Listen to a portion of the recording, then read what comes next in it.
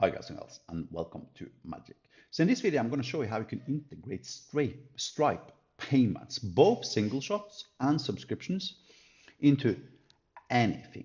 I don't care if it's PHP, Python, C#, Java, GraphQL, Supabase, Hasura, whatever you've got there, as long as you have an HTTP web API backend accepting JSON and returning JSON, you can integrate Stripe payments in 10 minutes into that backend, almost without applying changes whatsoever in your original HTTP web API backend. There are some tiny changes you need to apply.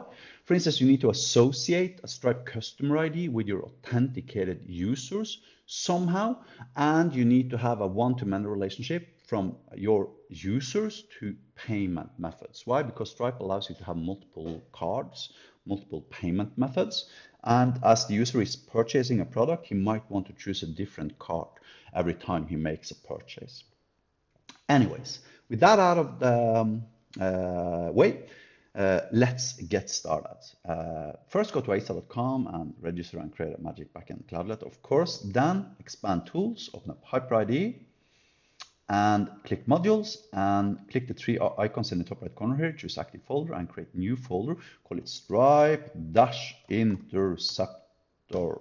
Now, an interceptor is basically an HTTP interceptor that allows you to intercept another HTTP request. It's almost like the equivalent of HTTP inheritance, polymorphistically overriding an already existing HTTP web API endpoint, but applying some logic before you invoke the original HTTP web API endpoint. So this becomes like a logical gateway where you can apply business logic before you're invoking your original endpoint. This allows you to actually put all the Stripe integrations into your Magic Backend Cloudlet, not even thinking about it, for them to keep your existing backend exactly as it is. Then you see now we do have a Stripe interceptor folder. Now, before we start actually adding our Stripe integrations, I want you to see a simple file here called echo.post.hl. Click the three icons, choose Active Folder, choose New File, write echo.post.hl. Why? This is a ridiculous file, right? However, it actually allows us to see what we're sending into the original API. You see, if I execute this endpoint and I pass in name, Thomas Hansen, and I invoke it, I'm getting the exact same thing back as I'm passing in. This allows us to easily debug our Stripe integration, zip, streets, as we are testing our Stripe integrations. So you can see I'm getting back whatever I'm putting into it. This becomes our mock intercepted endpoints. So instead of invoking our backend immediately, we're invoking this mock endpoint. And for the record, if you need the URL for it, click F5 and copy full invocation URL here in the top right corner. Then we can start creating our actual Stripe integrations. First, I want you to select Stripe interceptor here. Click the three dots in the top right corner, choose Active Folder, create new file, call it customer.post.hl. I already have this file. And yet again, yes, there is a link in the description of this YouTube video to an article where you can find all the code. It's ridiculously long, so I don't expect you to actually be able to easily type it off from a YouTube video. Here is our interceptor endpoint. Yet again, let me emphasize what this is doing. It's basically inheriting. It's the OOP version, it's the HTTP equivalent of OOP inheritance. We're inheriting from your existing HTTP endpoint. So if you scroll down in this file, you will see here is the original HTTP endpoint. And this is the part you have to replace. Remember, we copied our echo endpoint. Okay, this becomes our encapsulated intercepted HTTP endpoint. Then it adds a Lambda object. This is basically an anonymous function. That's the way to look at it. And then it executes this anonymous function down here. Our anonymous function basically invokes the Stripe API. Then it creates a new customer, gets that customer ID, and forwards it to your original HTTP endpoint here. passing in the authorization header, implying if you have a JWT token already for your authenticated users, just pass it in here. It's being gatewayed through the interceptor HTTP endpoint and forwarded to your endpoint. So nothing really changes except the URL you're invoking when you are creating a customer.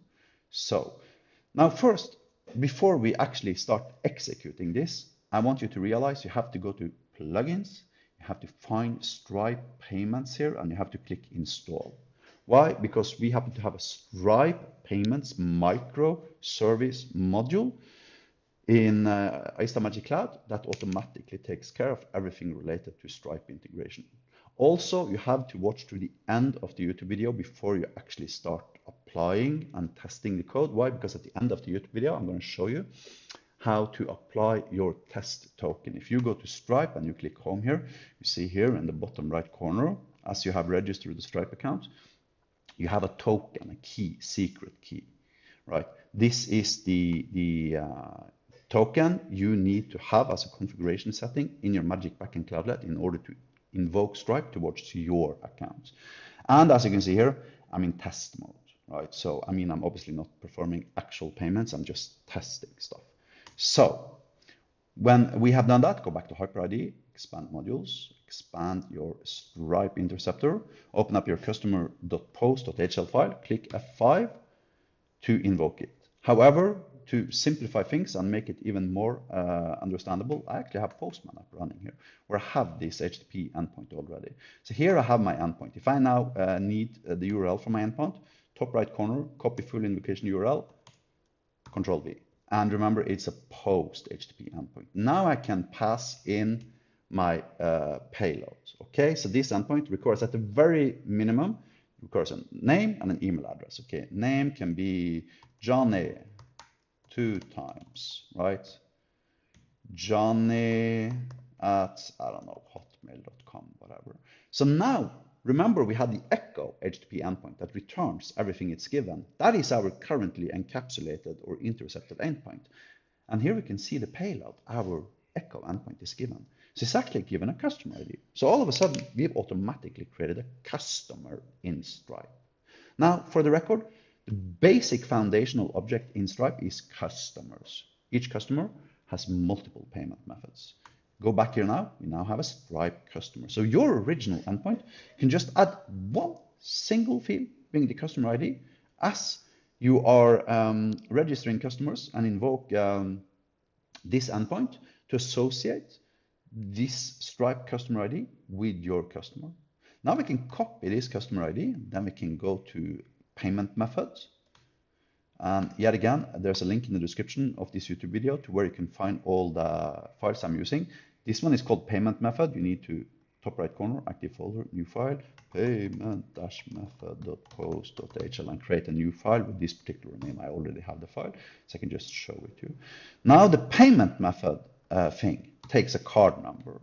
And if you think this is a funny card number, then you are 100% correct. This is Stripe's test card. It's basically 42, 42, 42, 42, 42, 42, 42, 42, 8 times 42, and then it's always 1 year ahead of time expiration date. So since it's October 2022 now, that becomes 10, 2023. And the card CVS is always 314. Think pi minus the dot. So I've now pasted my customer ID from here that I was given as I was creating my customer, my Stripe customer. Now I'm creating a payment method and associating it with my customer. Yet again here now, we're invoking Stripe. We're creating a payment method. We're only storing the 4 last digits and the brand of the card. Then we are getting the payment method ID, passing it in to the intercepted HTTP endpoint. At this time, you need to have a one-to-many relationship between authenticated users and their customers and payment methods, allowing a single user to have multiple cards registered with your webshop and choosing a card on a case-to-case basis as it performs an actual purchase. If we now copy this customer ID, then we go into our payment here, we paste in the customer ID, then we paste in the payment method here. And before I invoke it, let me show you how this works. This needs another one called payment.post.hl. active folder, new file, payment.post.hl. I already have the file. Oops. So I can't create it, so I can just open it. Yet again, link in the description of the YouTube video to an article where you can find all the code. Then what this one basically takes, it takes a payment method, it takes a customer ID, and as I'm invoking it, it takes also an amount, 1, 2, 3, 4. And the amount is a little bit funny here. Why? Because Stripe internally stores amounts in cents. So this is basically 12.34 cents, right? That's what it is. However, just remove the dots and keep the cents parts, and then provide a currency and invoke the HTTP endpoint, and ta-da, we have now performed a single shot purchase. And we can go to Stripe, look at our payments, which point we will see US dollars 1234 johnny@hotmail.com. We can click the payment, we can click customer being Johnny 2 times, we can see what payments he has performed, etc., etc. And this allows you to associate multiple payments with one single customer internally in your Stripe dashboard. Right. Now, let's create a subscription. What is a subscription? Well, a subscription is basically, let's say I'm subscribing to a newspaper. It costs me 3 euros every month. So the newspaper needs to deduct 3 euros from my card every single month for as long as I choose to keep the subscription going.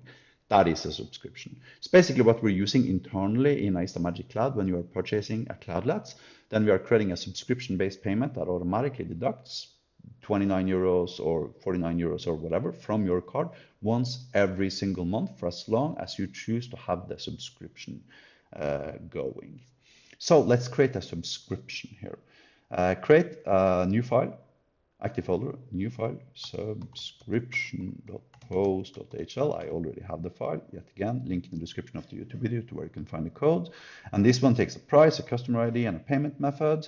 Then it creates a subscription by invoking the Stripe API through our microservice backend module. And then it invokes the encapsulated endpoint. Yet again, this is your original HTTP endpoint where you want to handle the purchasing of a subscription and giving the user access to whatever it is that user happens to be subscribing to. If I now go into Postman and I copy the customer ID here now, I go to this guy, which is my subscription post HTTP endpoint. I pass in the customer ID, then I go back and I find a payment method, paste in the payment method, and here comes a funny little thing, because now I'm not supplying an amount and a currency. I'm actually supplying a price reference. You see, when you have subscriptions in Stripe, these are based upon products. Here you can see we have 4 products. We have professional Angular, student Angular, professional Cloudlet, student Cloudlet. Okay, let's click student Cloudlet, for instance. Now you need to create your own products here by choosing the product tab and add product here, right? And then associate the price with that particular product. We already have products, so I'm just going to find its default price, copy the price, and paste it in as a reference here to my invocation to the interceptor HTTP web API endpoint. Then when I'm sending, then 3-4 seconds, and ta-da, I now have a subscription for Johnny 2 times. And yet again, this payload is what your HTTP web API endpoint is given. At this point, of course, you need to associate internally within your systems the subscription with a particular user, storing the product, etc., etc. If I now go back to my Stripe API, I look at payments here, you will see, ta-da, subscription created. And why is it $11.99? Well, actually, when we created the customer, remember I told you about the IP address here? You see, we have configured our Stripe account internally to automatically deduct tax according to the IP address of the client performing the purchase. This IP address, of course, is associated with a country, implying there are tax rules that are different for EU clients of us and non-EU clients of us. If it's an EU client, we need to calculate tax. So instead of being 9 euros, the total amount becomes, instead of being 10 euros, the total amount becomes 11.90, and Stripe automatically calculates VAT for us. And you can actually look at it if you go down here. I think it's down here somewhere. Maybe it's at payments. Payments, subscription created. Let's click Johnny 2 times, at which point we will see the payments.